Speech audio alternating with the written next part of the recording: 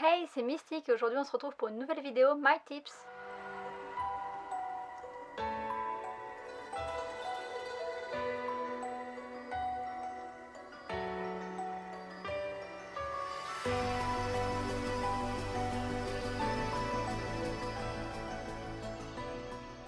Aujourd'hui je vous propose une vidéo qui va parler des différents types de mangas et un peu du vocabulaire qui tourne autour de toutes les catégories de mangas parce que je me suis rendu compte qu'à part les shonen, les shoujo et les seinen, on connaissait finalement très peu les classifications des mangas. Avant même de s'attaquer aux catégories et au public visé avec seinen, shonen, shoujo, etc., on peut parler du mot manga. Le mot manga, littéralement, ça veut dire image dérisoire et ça nous informe pas du tout plus sur ce que c'est. Moi, je le définis, et c'est la définition la plus courante, comme la BD japonaise. On peut distinguer les mangas des manfras, par exemple les manfras c'est les mangas d'origine française, on va dire, avec des auteurs français, et il y a aussi les manhwa. Alors il y a plusieurs manières de l'écrire selon que l'auteur est chinois, ça s'écrit comme ça, et si l'auteur est coréen, ça s'écrit comme ça, et je sais aussi que c'est des manhwa par exemple pour les auteurs qui viennent de Taïwan, donc je pense que ça s'appelle un peu manhwa pour beaucoup de pays d'Asie, mais je suis même pas sûre que ça se prononce pareil. Moi je le prononce pareil, et dans les interviews etc ça se prononce pareil, mais je suis pas sûre à 100% que c'est la même prononciation. Donc déjà on peut différencier plusieurs sortes de manga, manhwa, manfra selon l'origine de l'auteur. Alors j'imagine que les Américains ils doivent avoir une classification aussi et qu'ils ne doivent pas forcément appeler leur manga manga.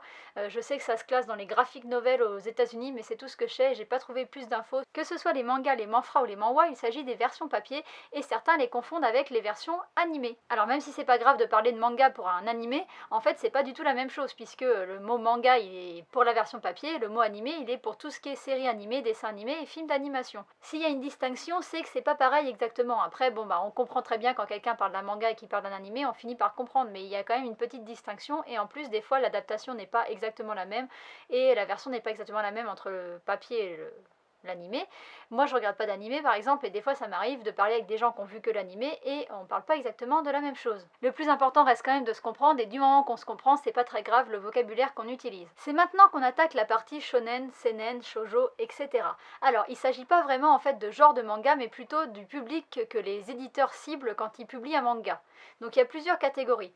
On va commencer du plus jeune au plus âgé. Donc en premier il y a les kodomo, donc on peut y retrouver tout ce qui est Pokémon, Shin, Vicha, etc. C'est pour les très jeunes enfants. Ensuite on a les shoujo et les shonen, alors c'est plus pour les publics pré-ado, Les shoujo c'est plus ciblé vers les filles, on va avoir des histoires comme Sailor Moon, Mon Histoire, il va y avoir un peu plus de romance, et les shonen c'est donc plus à destination des garçons avec des histoires un peu plus d'aventure.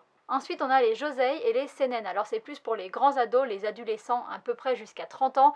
Et donc, le josei, c'est plus ciblé pour les femmes. Le seinen, plus pour les hommes. Mais que ce soit pour le shoujo, le josei, le shonen ou le seinen, il ne faut pas trop se fier aux catégories. C'est la cible pour les éditeurs, mais c'est pas obligé d'être une femme pour lire un josei ou d'être un homme pour lire un shonen. Voilà. Enfin, pour les adultes, on a le Reidizu et le Seijin. Alors, c'est exclusivement pour les plus de 18 ans, ça ne veut pas dire forcément qu'il y a du sexe, mais c'est des histoires beaucoup plus développées psychologiquement et beaucoup plus sombres généralement. Et bien sûr, dans le Seijin, il y a beaucoup de sexe aussi. Bon voilà, c'est dans cette catégorie-là qu'on met le hentai.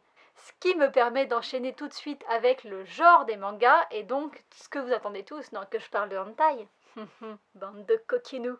Et donc après le public visé, on a les genres de mangas, et oui, il y a le hentai dedans, mais pas seulement. Les mangas, ça parle de tous les thèmes, donc il y a énormément de genres de mangas. Je vais pas tous les aborder, mais par exemple, dans le shonen, on peut distinguer deux principaux genres qui sont le nekutsu, donc c'est des histoires un peu comme One Piece, où il y a un voyage initiatique pour un jeune, et le pantsu, alors il peut y avoir un voyage initiatique, comme dans Yuki Holder, mais c'est basé sur un peu le fait que le personnage principal a un petit harem autour de lui, donc généralement c'est un garçon et la plupart des personnages autour de lui sont des filles. Dans le shoujo, on a principalement deux thèmes aussi, le Mao Shoujo, donc c'est avec des magical girls, et la romance. Il y a un genre qui a beaucoup émergé ces derniers temps, c'est le isekai, et donc c'est tout ce qui est en fait dans un autre monde, donc comme le manga Sword Art Online. Après, comme je l'ai dit, il y a beaucoup de genres, par exemple les mangas historiques sont classés dans une catégorie qui s'appelle J-Demo, les mangas policiers dans une catégorie qui s'appelle Suiri, et puis il y a les mangas avec des robots qui sont les mangas mecha. Il y en a vraiment beaucoup, mais ce qui vous intéresse, je le sais, c'est les hentai, et donc il y a les hentai dans les catégories, et donc le mot hentai je sais pas si vous savez, mais ça veut dire perversion il me semble, et donc c'est les mangas à caractère pornographique.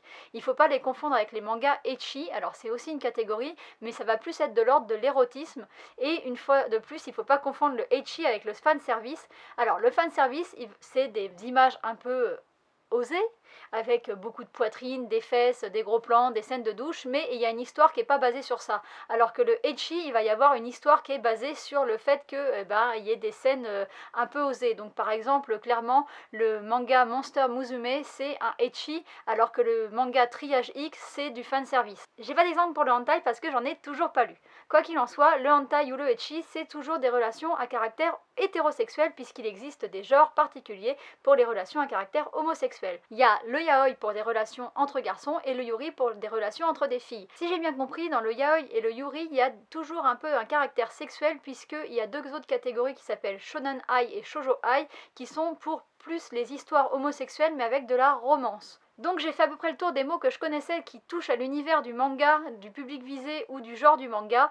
Je connais pas d'autres mots en japonais d'ailleurs, vous le savez, là en ce moment je suis au Japon, je filme, je suis pas au Japon mais quand cette vidéo sera en ligne je serai au Japon et je ne connais quasiment aucun mot à part opei, sensei, senpai, otaku et baka, mais je pense que je vais pas l'utiliser sinon je vais avoir des problèmes. Donc voilà, je vais un petit peu galérer pour la langue, mais c'est pas très grave, j'essaierai de me débrouiller et de baragouiner en anglais. En tout cas, j'espère que ma vidéo vous aura appris des choses. Si vous connaissez d'autres mots qui touchent à l'univers du manga, eh ben, n'hésitez pas à me les dire en commentaire, et moi je vous dis à bientôt pour une prochaine vidéo. Bye bye!